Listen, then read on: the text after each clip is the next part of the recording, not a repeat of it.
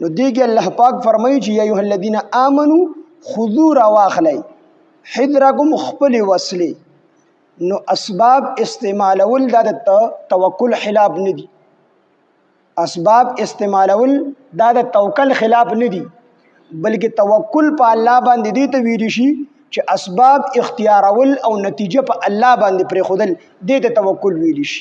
ځکه الله حکم کړی دی چې تاسو چې کوم دی وسلې راواخلئ، وسلې راواله د خپل ځان حفاظت وکړئ.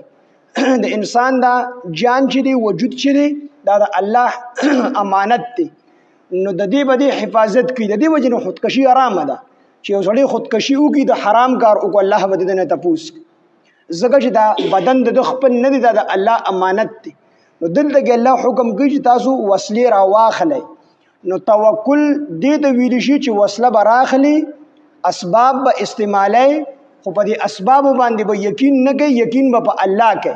دا به نه وایي چې ما سره وسله ډېره ده نو زه به دشمن باندې غالب راځم، ما ته فتح او کامیابي ملويږي. نه، فتح او کامیابي به تا ته الله درکوي، خو اسباب به استعمالوي.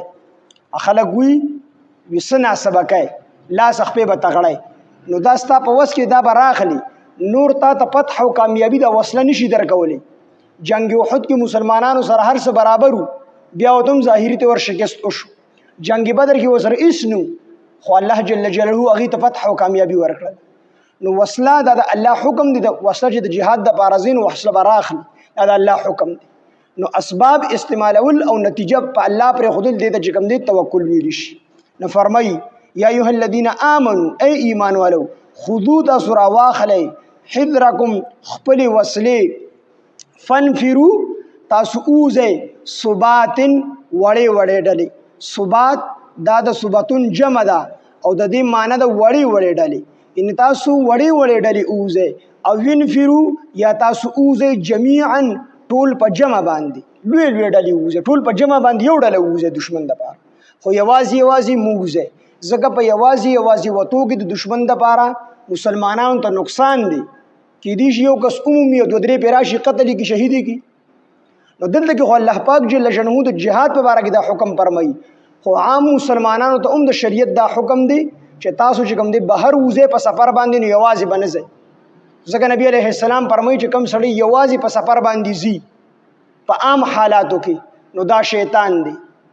او چې دوه کسان ځي نو دا دواړه شیطانان دي. او چې درې کسان په سفر باندې ځي نو دا جماعت دی. او په جماعت باندې دا چې کوم دی د الله پاک مدد د جماعت سره، ید الله علی الجماعه، د الله لاس په جماعت باندې وي، یعنی د الله مدد د جماعت سره وي. نو کو یو کس په سفر باندې ځي دا هم شیطان دی، نبی علیه السلام وي. کو دوه کسان ځي دا هم شیطانان دي. او کو درې کسان ځي نو نبی علیه السلام وي دا ټیک دی، دا جماعت. ځکه یو کس مثال په تور دی ځنه کراچۍ ته روان شو، لاره کې ولا مرګ راغی او د سره ملګری څوک نشته په لارې، ځان له ملګري هم نه دی جوړ کړی، څوک یې پېژني را پېژني هم نه، نو هلته به ښخ شي. یا دوه کسان دي په ځنګل کې روان دي، یو ورته مړ شو، نو دا یو ځي د لپاره چې کوم دی د قبر یا چې کوم دی کور ته د راوړو بندوبست کوي، نو دی چې راځي نو بل منظري وړي یا چې ورسره نور څه کړي. بهرحال چې درې کسانی نو یو کس وفات شي، یو کس ورته کښېني، بس بل کس لړ شي، ملګري راولي ځان سره، نو دې کې د انسانانو خیر دی. دې وجې نه الله پاک جل جلاله حکم کوي چې تاسو ډلې ډلې ووځئ، وړې وړې ډلې ووځئ یا ټوله ډله چې کوم دی په یو ځای. خو دا د جهاد په باره کې دی عام طور حکم هم دا دی چې تاسو چې کوم دی یو کس په سفر باندې مه ځئ، دوه مه ځئ، بلکې درې ځئ. خو د دریو نه سوا کېږي بیا ډېر ښه دي. که یو سړی څلور ځي په سفر باندې نو څلور کې بیا ډېر زیات خیر دی. ځکه نبی علیه السلام فرمایي چې خیر الصحابة اربعة، بهترین ملګري چې دي څلور دي. چې څلور کسه ملګري که نه دي په سفر باندې ځي، نبی علیه السلام ورته بهترین خلک ویل دي، بهترین ملګري ورته ویلي دي.